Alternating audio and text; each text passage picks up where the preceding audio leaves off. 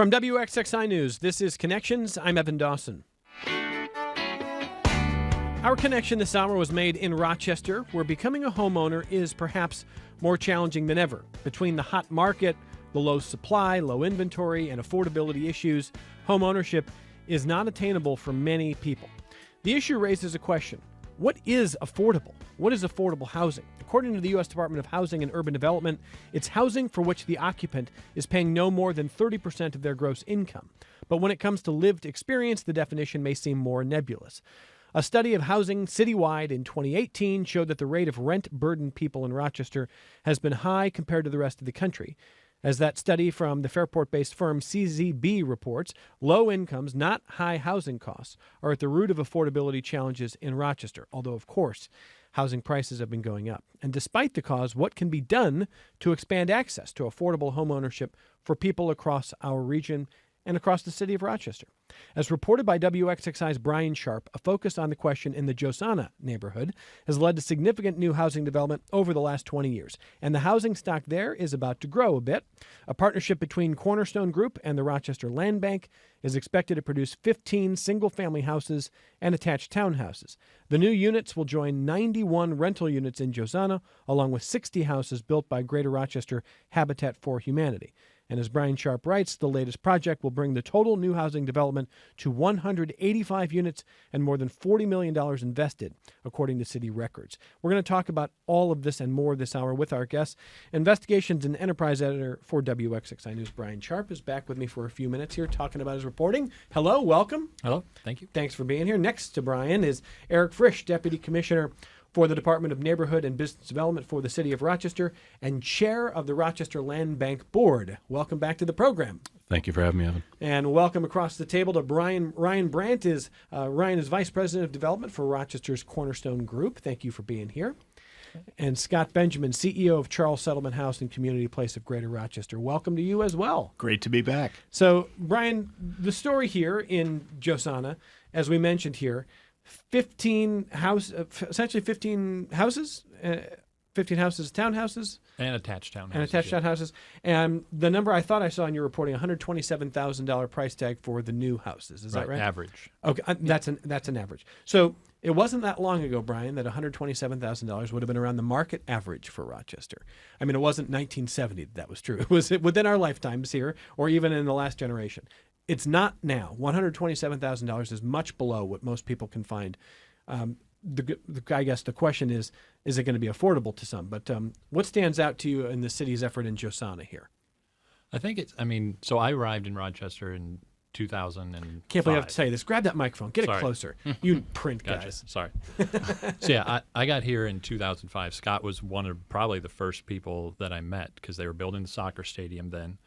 And Bob Duffy was running at that time for mayor, and JOSANA was a focus for housing development at that time. I think I wrote in here it was like 30-some, the equivalent of 30-some football fields of vacant property in this neighborhood. That's not that big, and just to see all the housing that has been built. I remember going for I think one of the Cornerstone's previous a ribbon cutting or something, and there was between that construction and the Habitat construction, it's just when you think of 185 units being built in a neighborhood of I don't know how many square blocks. It's only about 30 blocks. Yeah, is significant. It used to be you'd walk down and there'd be streets that was just all bollards, posts and vacant lots. Yep. So it's really transformed that area. Is that a fair description there? Yeah, oh, absolutely. Yeah, he's right because I don't think we even realized how bad it was until we worked with the city to do the JOSANA master plan. And that's when graphically they put that together, that it was 30 or 31 vacant football fields. It just blows you away to think there was that much vacancy in such a small area. Coming up here, we're going to welcome Glenda Torres, who's a housing navigator for Charles Settlement House. I know you know Glenda well. Yes. We had a conversation last night that in our second half hour, we're going to get into more. But one of the interesting things is, Glenda is someone, if you work as a housing navigator, you get to know the wide range of apartments. So you see what they've done in the old Hickey Freeman. You see what they do in places where you feel like a landlord shouldn't even be showing a place. It's a huge, huge range for rentals, let alone buying somewhere new. But Scott, when it comes to JOSANA, do you think that, I think that there's probably a market to buy houses everywhere, but is there a market to buy in JOSANA? And do you think that it will change the character or improve the character of the neighborhood? Well, I think there will be a market. That might not have been back before all the habitat building and the stadium estates and so on, but I think there definitely will be a market for it now. And it will be a great addition because we know that owner-occupied helps neighborhoods in general. JOSANA is a neighborhood that still has some people that have lived their entire lives in that neighborhood and have never left. So it'll be great to have new people, new families coming in. And Brian, in your piece, as you mentioned, you could sit at the stadium and at one point and just look out and see all the empty space just kind of roll. It looked like rolling acres of empty space for a while. And when Scott's talking about people who've lived there, I remember that was one of my first instances of seeing. You would go and talk to the neighbors and the folks who've lived there all the time. And they would look out on those same vacant lots and be like, well, so-and-so lived here, and then we had this was down there, and then this, and that neighborhood was still visible to them.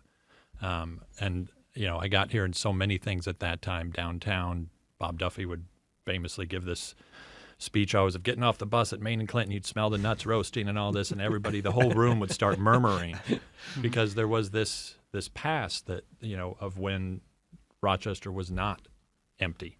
And, we're getting back to, I guess, and not back to, we're moving to a new place where we're filling in those hollowed out areas. And it's great to see.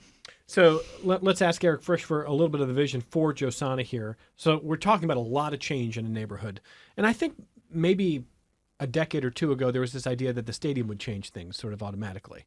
And I think that we can say that didn't happen, right? That's a fair starting place. It's fair to say the stadium maybe hasn't turned out as it was initially intended, but it's still an asset. For the community. Okay. So what's the vision for what this neighborhood can realistically become? And tell me about this particular set of housing. Well, I think what we just talked about, you're watching that vision come to reality. The fact is, as Scott said, this is a place where you can expect a healthy market for owner-occupied housing. Right, those vacant lots, although there are still a number, which is why we're able to do this project, but they are much fewer and further between. And actually, JOSANA has a great a base from which to build from now. If you look at the numbers and you look at the blocks that exist of owner occupancy, of owner occupied housing, you actually see it's got a good place to grow from, where if we make smart investments such as this Rochester Roots program, we can increase that home ownership rate and potentially get that above 50% in a number of blocks here.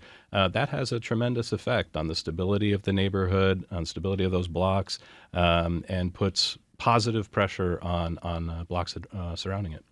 One thing I was going to throw in, and these guys can speak to that too, it also speaks to the importance. There's been a lot invested in that school that's there, and it's a true neighborhood school, and what a difference of an anchor that makes for that neighborhood. Yeah, School 17 is a neighborhood community school.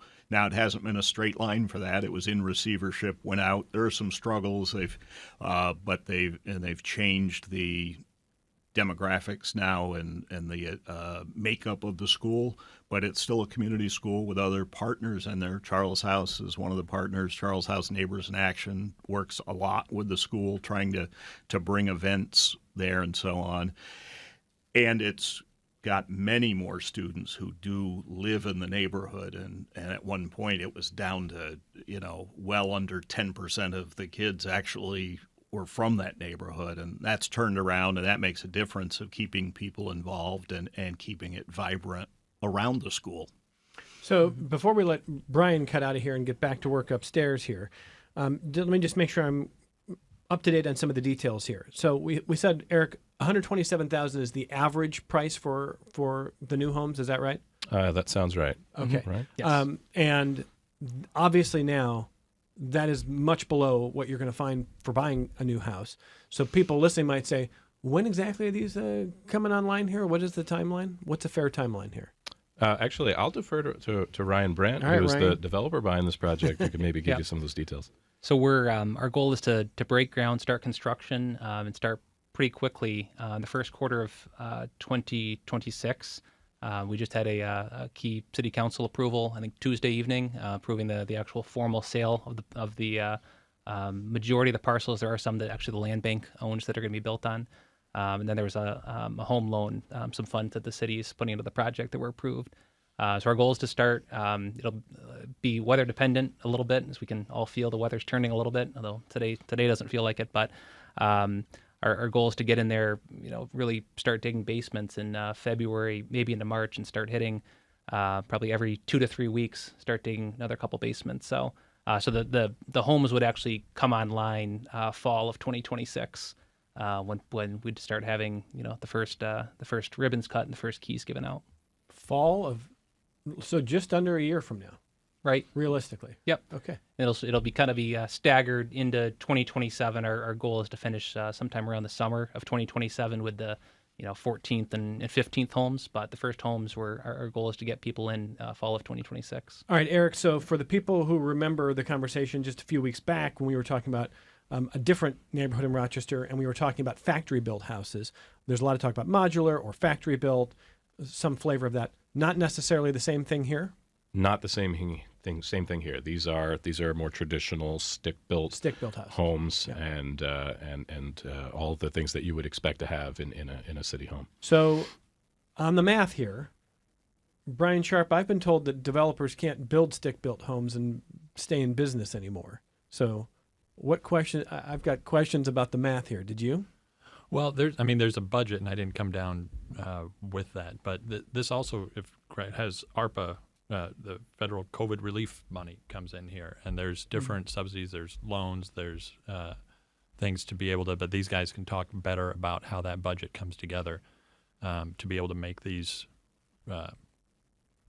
Make the numbers work. Make the numbers work. Yeah, go ahead, Eric. Yeah. There's a variety of funding sources employed here. It's very similar to what you'd find with our Buy the Block program, right? So in Buy the Block, as I'm sure you know, delivering traditional stick-built homes in city neighborhoods for affordable home ownership, and we employ a variety of sources. As Brian mentioned, there's the American Rescue Plan Act, or ARPA dollars, that really help to be the first dollars in on that and make these sort of projects happen. But then the state has come out with different funding programs as well to assist with subsidies for affordable home ownership through either the Affordable Home Ownership Opportunity Program, or AHOP, or the Block by Block program, which is a newer program. So you put those sources together, it helps to subsidize the sale price to get that down to that $127,000 number that you mentioned before. And one thing, again, I'm trying to the other deal is that this isn't just where these monies are going and some new home buyer is going to make out with this cheap house. That house has to stay. Even if they turn around and sell it within X number of years, it has to still go to someone that's income qualified. So it stays in that market. 50 to 60%, I think you said in your reporting, of the area median income. Is that the right number, Eric? It's got to be below 80% AMI, Below 80%, and then we're targeting that 60%. Okay. Right. And it's for like 20 years, right? Yeah, there will be an affordability period, right? There will be some deed covenants and restrictions that are on it, so it's not going to be a sold to an investor who's going to come in and make it rental housing again. So that's really, I think, all the funding sources, the state, the main funding sources, the state, the city, the county. They're all going to have those covenants in place to make sure that doesn't happen. Forget the source. What is the overall cost to build a new stick-built house in Rochester? Yeah, well, right now we're looking at these ones will cost about $500,000 each. That's the number we always hear. Is right around, and that's accurate. So right around $500,000. Yep. And to the extent that there is criticism of, I haven't heard criticism of this, Some members of council, not a majority, have criticized Buy the Block, saying that's just an inefficient way to do it. And I'm sure you've heard that, Eric, that this is $500,000 houses, not huge quantities, subsidized by the city. There's got to be better ways here. Is this, do you feel like this is a good investment or a doable investment for all the partners involved here? Absolutely a good investment. These are homes that we know will be solidly built. They will appreciate, and they will be great homes for families for many years to come. So that's a great investment, right, for the community, for the people who will live in those homes both now and into the future, and of course for the city as a whole by increasing homeownership. It is expensive, right? It is expensive to do, which is why we were talking just a few weeks ago about looking at other ways to deliver homes, so that we can have a variety of different ways to deliver affordable home ownership, whether naturally or through subsidized means. But why not in this case? No offense to Ryan and Cornerstone, but why not do factory build in this case? Why are you doing stick built? So, well, one, this project has been talked about for a number of years, and here we are finally at that point where we can start to prepare for groundbreakings. Two, we know that we want homes that are going to be consistent with the neighborhood character. We don't want to have, these are scattered sites, right? Yeah. So where we're talking about manufactured homes, we want to make sure that those are located in contextually appropriate locations. There's a lot of opportunity for that to happen. In existing neighborhoods where we're taking a lot here, a lot there, and providing infill, we want to make sure that we're delivering homes that fit with the context and the character of the community. Okay. Any other questions you have, Brian Sharp, before I cut you loose here? No, I'm just realizing, I think Cornerstone is also, the story I'm going up to work on is about Bull's Head, and you guys are also coming in on there with another single-family housing. We're going to partner with USC Builds and the Develop Rock group that's been working on that for years and years and years. There's been a lot of work behind the scenes, and we just jumped in the last 4 or 5 months to that partnership. So I was just I guess I was asking that because of contextually, is that also stick build? That's what we're starting with. It's still a little bit to be formed. We had a call this morning actually that was on, so we're still putting that together and looking at because that is a little bit different scenario. As Eric said, this is infill scattered site with Rochester roots and JOSANA. Bull's Head's a little bit more of a clean palette where you're kind of creating a neighborhood center right in the middle of a traditional neighborhood. So there's still a couple key decisions we have to make over there, and that's certainly something to weigh, right, Brian? Yeah. No, I know I threw you a curveball there, but was just right. Was just curious about if that fit in. But yeah. No, I think you got the experts here and the folks who've been in the neighborhood and doing the work. Go back to work then. All right. Brian Sharp from WXXI News. We're going to take our only break of the hour. When we come back, we're going to bring in Glenda Torres, who's a housing navigator for Charles Settlement House. We'll take some feedback if you've got questions, comments, listeners, as we talk about this is. I would put this in part of a growing toolkit that the City of Rochester and partners are using to try to create more housing and try to create more housing that might be more in reach for people who feel like a lot of the current stock is out of reach. So we're talking to a panel about that in JOSANA, but I think it applies to the bigger picture story in Rochester, and we'll come right back on Connections. This is Connections. I'm Evan Dawson. Let me squeeze in a call from Charlie calling from Seneca Falls. Hey, Charlie, go ahead. So I used to work for Barden Homes 50 plus years ago as an engineer. I have a bias in building. And right now I'm watching a house be built in my neighborhood. They started framing on the basement back in September. They haven't got the whole thing dried in yet. And it's not some fly-by-night. It's a very competent builder. Yes, he's going to have a beautiful house when he's done, but Barden could have built that house and it would have been dried in. Dried in means it's closed up, there's a roof on it. It would have been dried in 3 weeks. Stick building is nice, and I don't oppose it, but if you want to be economical, trying to stick build is the most expensive way you can go. A manufactured product, Barden would buy lumber and rail cars. Every week a rail car would come in. They would buy windows and rail cars. They would turn a house out in a few hours. It would take a week to assemble it on site. So when you badmouth manufactured, you're not really looking at the whole story. I want to say, Charlie, I don't think anybody here is bad-mouthing manufactured homes at all. And if you listen to a previous program, I think Erik was on, and we talked about a different Rochester neighborhood that is seeing factory-built homes. It was the opposite. I mean, it was a lot of love for a solution that might be more economical. I think you heard Erik say that in this case, this is different than saying we're creating a new neighborhood. We've got a chance to kind of paint on a blank canvas. This is an area where there have been a lot of empty lots. One of those parts of town where there's a lot of disrepair and houses torn down, but around them exist neighborhoods. And so, Erik, part of what you were saying was, number one, there's been development for a long time, this deal, and you want to meet the character, and that this, in your view, is the best solution for that. Is that fair? I think that's fair. Yeah. And we know they certainly know how to do it. And we don't have to think about, trucks and access and overhead wires and cranes that put the home in place or whatnot in these areas. So there's more that comes into it, but absolutely not bad mouthing manufactured homes. That's a part of the solution. And we really look forward to partnering with Cook Properties and other developers and builders in the future on those. There's not maybe there's more than I realize, but for the future housing stock that has not been built yet in Rochester, do you think that a plurality is going to be modular or factory built, or do you think it's still likely to be more stick built? Probably too soon to say. I think we have to see where things are headed. But the industry does seem to be coalescing around factory built as a solution to some of the challenges that we face in the home building industry. We're going to keep being part of that and try and be on the leading edge of that. All right, let me grab one more call. Thank you there, Charlie, for that phone call. Chris in Geneva. Hey, Chris, go ahead. Hi, Evan. It's Chris again. This is 2 calls in a day. Again, another topic that is recent and relevant to me. So my wife and I had a property in Newcomb, New York, which is way up. Some people say in the middle of nowhere, and I say in the middle of everywhere. And it burnt to the ground.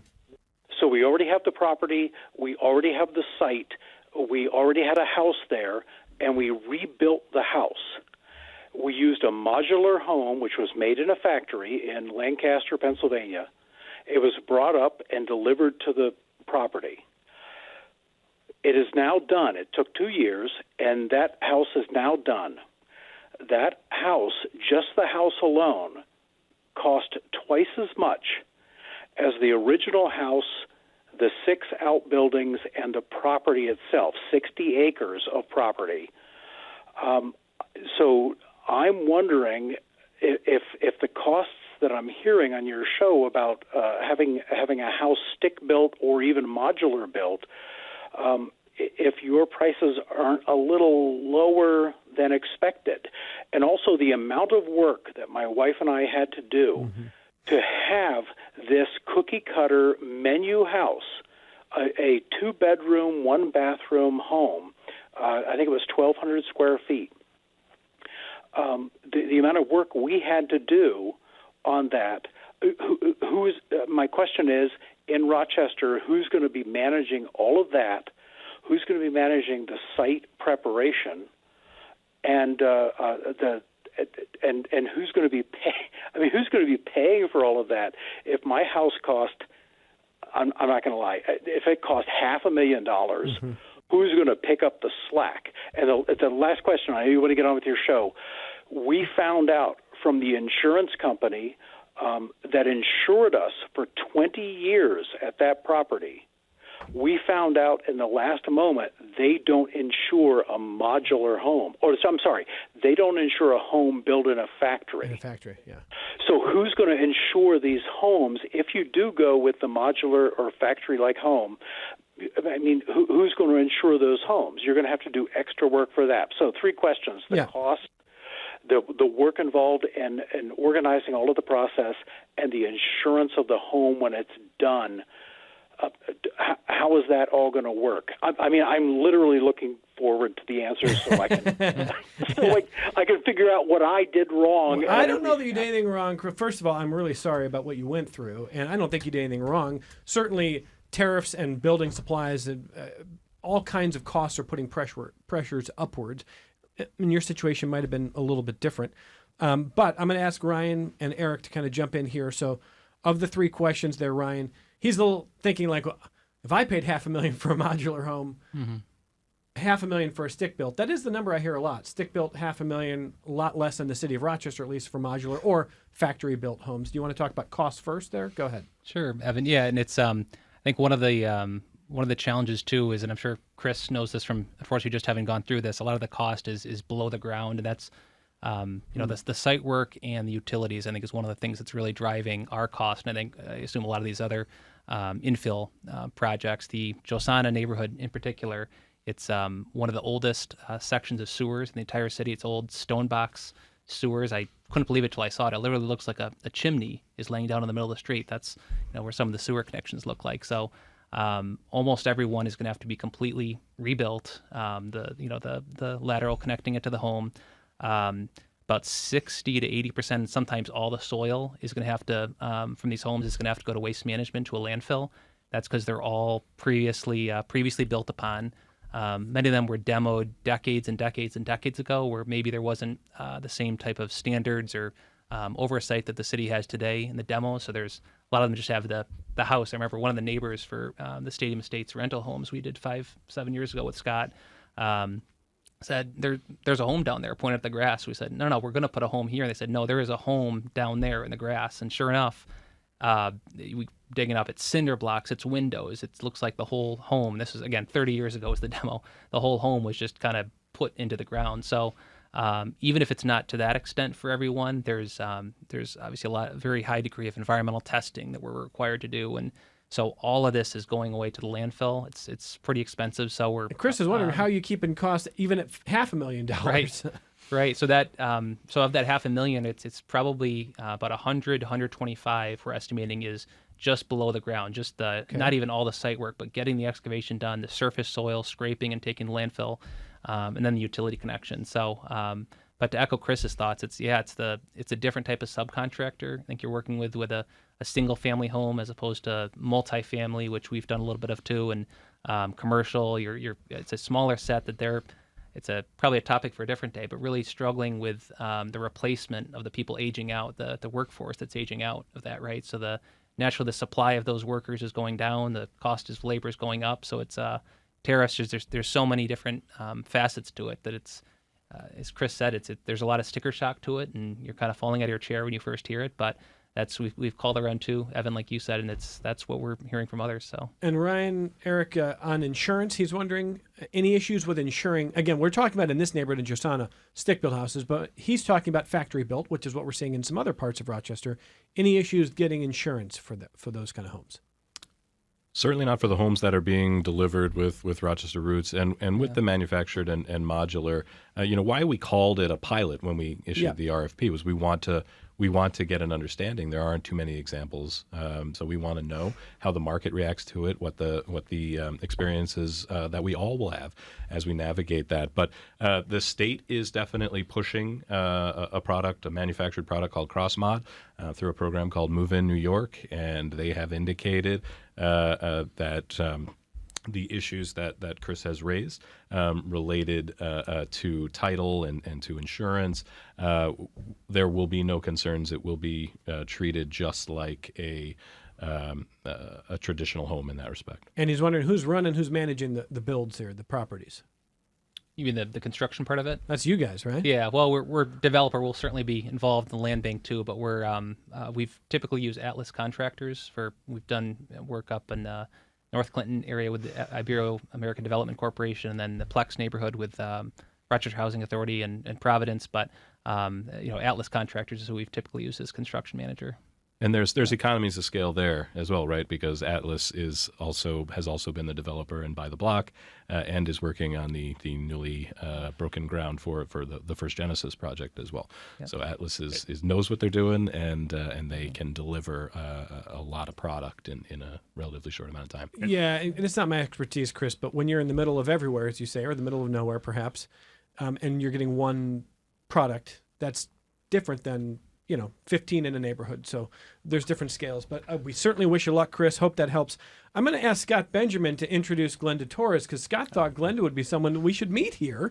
And Scott, of course, CEO of Charles Settlement House and Community Place of Rochester, Glenda Torres, who, by the way, hello, Glenda Torres. Grab that microphone, get real close to it. Glenda's a housing navigator for Charles Settlement House. And Scott, tell us a little bit about Glenda. Well, Glenda came to work for Charles House less than a year ago in a program that we're doing that helps with rental assistance and placing people that have either been homeless, at risk of being homeless, and helps find and get them set up in housing. And so she has both some lived experience with trying to navigate and find affordable housing, and now she spends 7.5 hours a day tracking down suitable places for families to live. Well, Glenda, we're glad to have you here. And why don't you tell us a little bit about what it is like out there when you see a wide range of, for example, even just apartments. What is the market like right now? Well, it's really high. I mean, one-bedroom apartments are like $1,000. I've seen a studio for $1,000. I mean, it's really hard finding affordable housing. It's ridiculous. The prices are really high. A 3-bedroom, $2,000. It's just expensive, really. Very expensive. Very expensive. And we talked a little bit last night about the fact that, you can go into an old Hickey Freeman building. You can see you've been in there, right? Yeah. What's it like there? Apartments are beautiful. They're nice. They're very nice. And so there's a lot of sort of retrofitting and new housing online in different places. You've also seen places that I don't think you would shy away from saying you're surprised landlords are even showing at times. Yes, I have. I've told landlords, I can't believe you showed this. Just in terms of the quality of the cleanliness? The condition of the apartment is just not even livable. And they're still showing them to rent them out. Probably because people need something in that price range, right? Yeah, of course, but I mean, it's just ridiculous. I mean, you have broken doors, windows. I mean, there's landlords that just can't believe it. They just rent these apartments out. And some people take them because they need them. But I don't even know how they pass inspection. How long have you lived in Rochester? All my life. I was born and raised here. Is this as hard as it's ever been to find affordable housing? Yes, I think so. I mean, the rent here is gone up very much. I mean, from the last time I remember renting, like 2 years ago when I moved, and it was like, I couldn't believe how high the rent is. It's really a problem. It's finding them as well. There's a lot of landlords there. They want credit. Your credit has to be high. You have to have good credit, or they're looking for. What kind of credit score are they looking for? You have to have a 650 credit score. That's like the lowest they'll take them. And not only that, the application fees are high for for the tenants. And some landlords want you to make 3 times the rent. So if the rent's $1,800, you have to make 3 times $1,800 to even apply for the apartment. I mean, you can't afford that. Yeah, I know it can be discouraging. Can you talk a little bit about your own experience, some of what you have been through? Well, yeah, I mean, I was a homeowner before at the age of 23. I've also lived in Section 8. I've had Section 8 for a couple of years. And I was just living in subsidized housing. So I know the struggle of renting, and the benefit of subsidized housing is also very good because it goes by your income, so you can afford it. The R&D bills, if it's included, it's even better because R&D is also so high right now. There are times when people face either a change in their benefits or they're on a tight timeline to find something. That can be really, really stressful too, right? Yeah, I have clients who are on the verge of losing their Section 8 because we just cannot find suitable apartments for them. And I'm on there all day looking, and I'm trying. It's very hard. So we're talking about houses, and again, not rental. We're talking about people purchasing homes in JOSANA, 15 new houses and townhouses, going to average around $127,000 price tag, which is very low for the market these days overall. So what do you think when you see that kind of development? Well, I mean, as long as the community gets more, to give people, a lot of people want to own their own house. Yeah. There's a lot of people, who doesn't want to have their own house. But I just think that, as long as it makes the community more better and safer, and because it's just that I don't know it's better off owning a house right now than renting. Sure. I mean, If because you can afford to. If you can afford to, yes, I would definitely recommend that because it's just that the rent is so sky high compared to a mortgage price. I mean, it's like paying a mortgage. You've seen what's happened in JOSANA, how tough it's been, and how the Yeah. city is making a real effort to Yeah. turn things around. Yeah, they are. And are you skeptical that people would want to buy homes in JOSANA right now? A little bit. Just, I mean, it depends. Like, well, because of the crime rate, it's the whole city. It's not only JOSANA. It's Sure, every- of you know. course. So, but we did an outreach in the summertime, and that turned out very well. And, when you get to meet the people in the community, it's like, you just want better for them. You just want better. Like, people just want to live and raise their kids in a safe community. So, And when she mentions the outreach over the summer, so we had a neighborhood picnic that actually had been on hold since COVID, and we brought it back this year and had over 400 people right across from the soccer stadium show up from the neighborhood. And so it is a neighborhood that has a ton of challenges, but it still has so much character and so much community involvement. And like I've said, it's not been a straight line, but the improvement overall, it just keeps trending up, and we've got great people there that I think will turn out to be fantastic neighbors, and will probably it will shock me if there aren't some of the people that are living in the neighborhood that won't be trying to buy some of those houses because they don't want to leave the neighborhood, and it is a way to find an affordable house. Okay. correct. Yeah. Good analysis there, Glenda. What do you Yeah. think? Yeah, I mean, when we had the outreach, you could feel the love of all the neighbors together, and it was nice. And I think they will be the people living there for other years who would want to buy or just trying to purchase these new houses. So I've got a couple of emails on the subject. Wendy in the city says, building new houses on the vacant lots in JOSANA may be a good idea, but what is being done to make sure that elderly people who already own in JOSANA can afford to keep up their roofs and other structurally important elements so that we don't end up with more vacant lots? Fair question. Eric, you want to start there? Yeah, very fair question. That's an important part of the puzzle of maintaining and growing our owner occupancy rate, is keeping people in the homes when they have them. And we do offer a variety of home rehab and roofing programs to assist. It's income restricted, right? So if you qualify, we will review that, and if and when funding is available, we can then offer support to homeowners, such as been being mentioned. Anything you want to add there, Scott? I think it's a good question. Well, I think, I don't know of particular programs just because we don't do that, but it's a huge need. As somebody myself who, is getting closer to retirement, last year we went hunting for those very difficult to find ranch homes because we didn't want a, two-story colonial anymore. So I think that's a big issue, not just in the city, but all the way around the community. You are looking for a home at the hardest time, sir. Yeah, well, we really found tough. it and jumped on it, probably overpaid, but I'm 5 minutes from the grandkids, so I can't complain. There you go. I mean, and I know what the city wants to do is create more of those opportunities for more people here.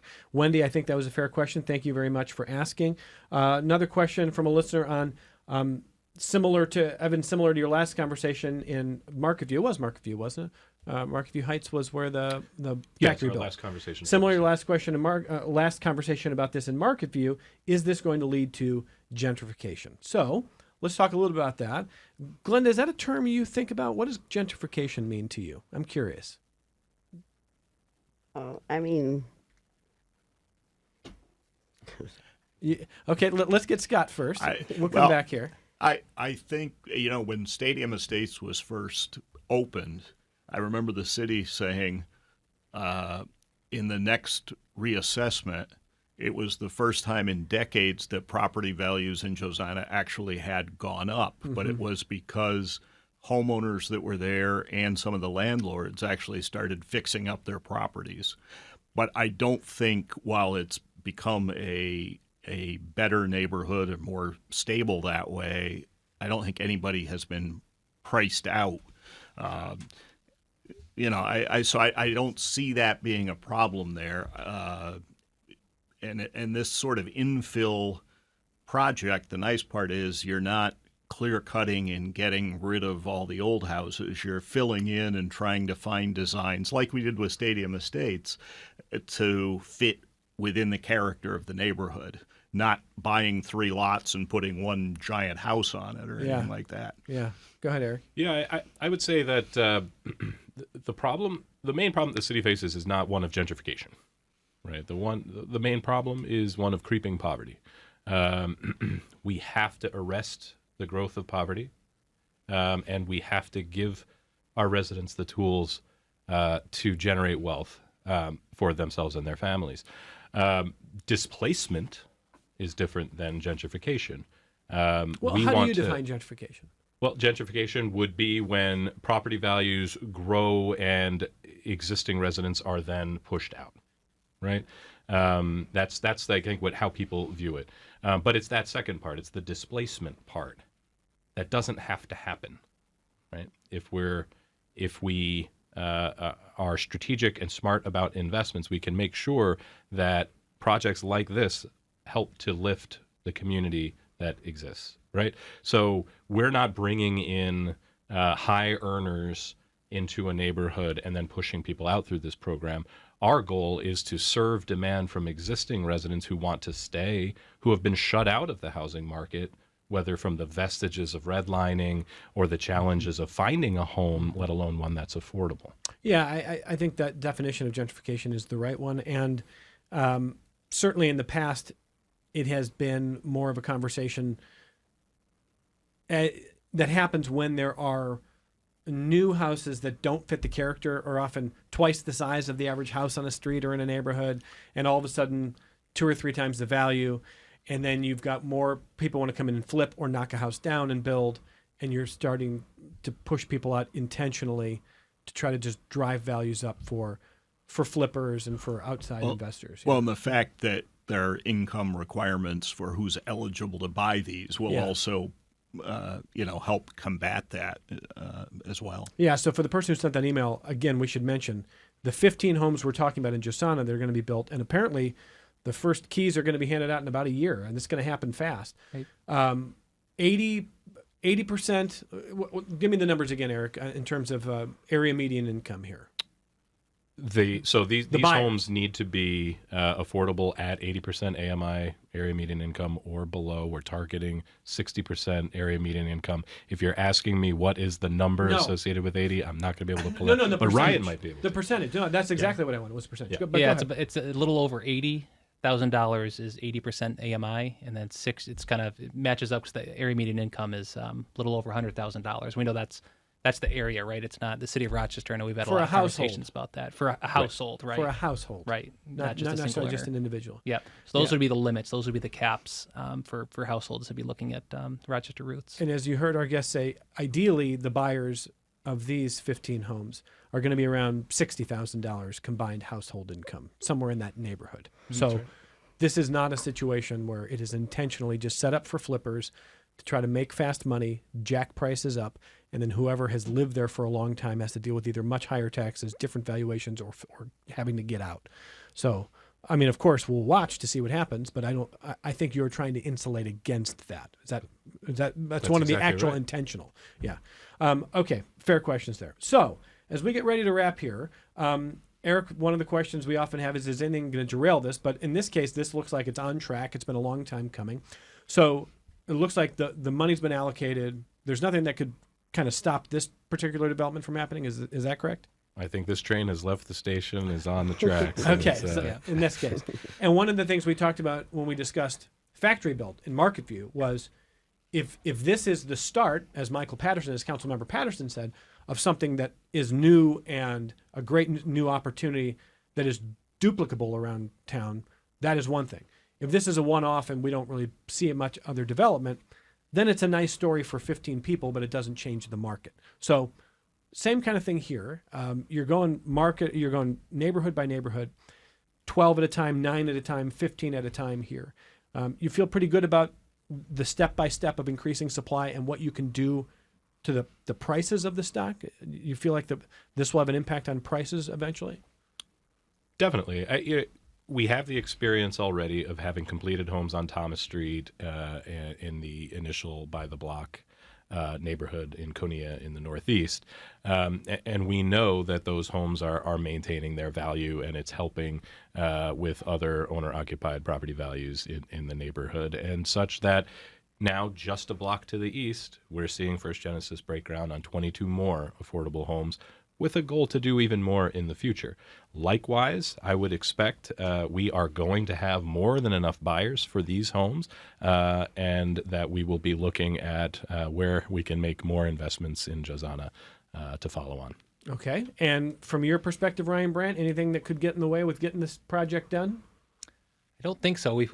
There's always weird things that can happen, as closings until the final, T's are crossed and I's are dotted on the closing documents. We're always very mindful of that. But no, it's been a tremendous amount of support from the city and Erik and his team, the county. I don't know if we mentioned too that the county, Monroe County, has allocated ARPA funds to this project as well. So the county's been a big supporter, and obviously the state's housing finance agency, their affordable homeownership program.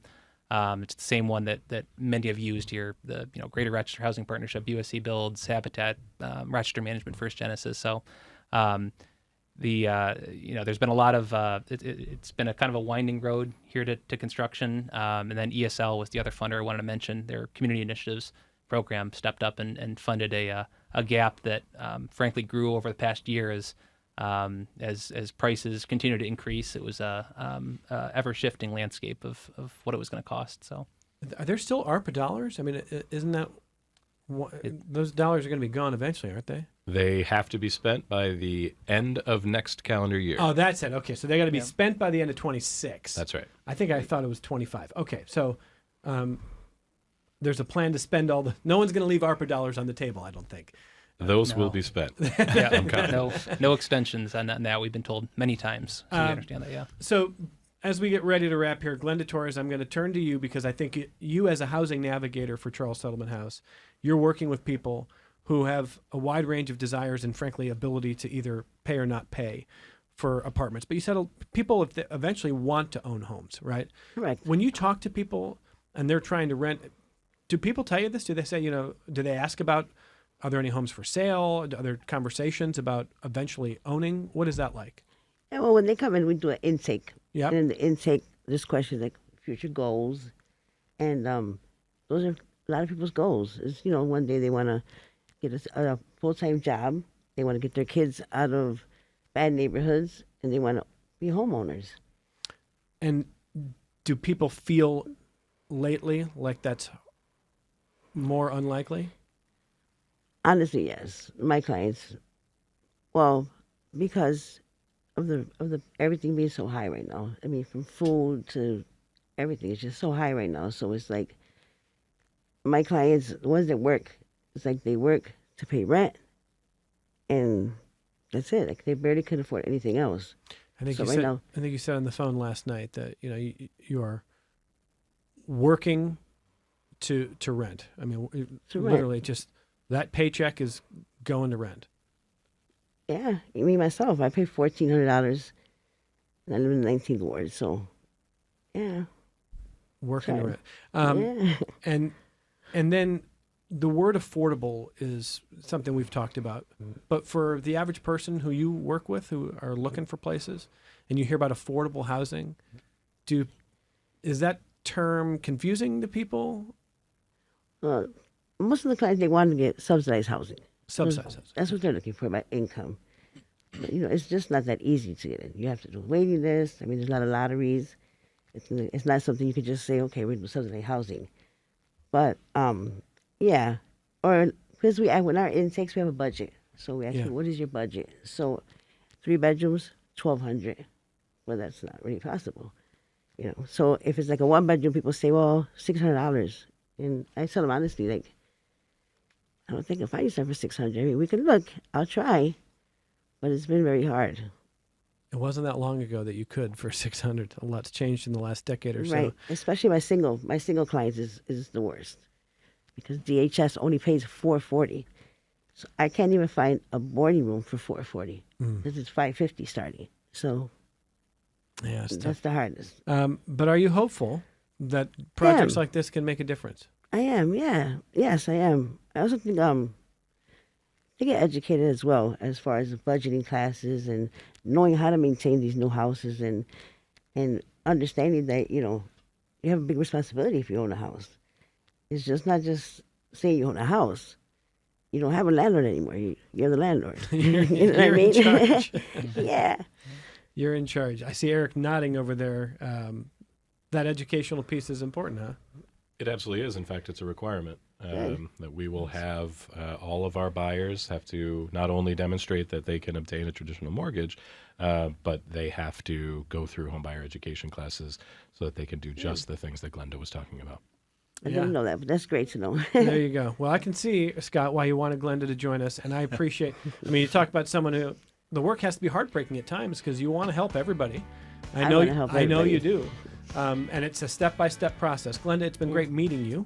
Good luck to you. Thank you for being here. Thank you for having me. Scott Benjamin over at Charles Settlement House and Community Place of Greater Rochester. Great seeing you, sir. Oh, thanks for having me. Thank you for sharing your expertise and your experience here. And to Ryan Brandt, Rochester's Cornerstone Group, good luck with this. Come back, tell us how it's going in about a year. Maybe we'll meet one of the buyers. All right, we'll plan on it. Thank you. Thank you very much. And Erik Frisch, the door is always open, Deputy Commissioner of the Department of Neighborhood and Business Development for the City of Rochester and President of the Chair of the Rochester Landbank Board. Thank you, Eric. Thank you, Evan. See you soon. And from all of us at Connections, thanks for watching. Thanks for listening. We're back with you tomorrow on member-supported public media.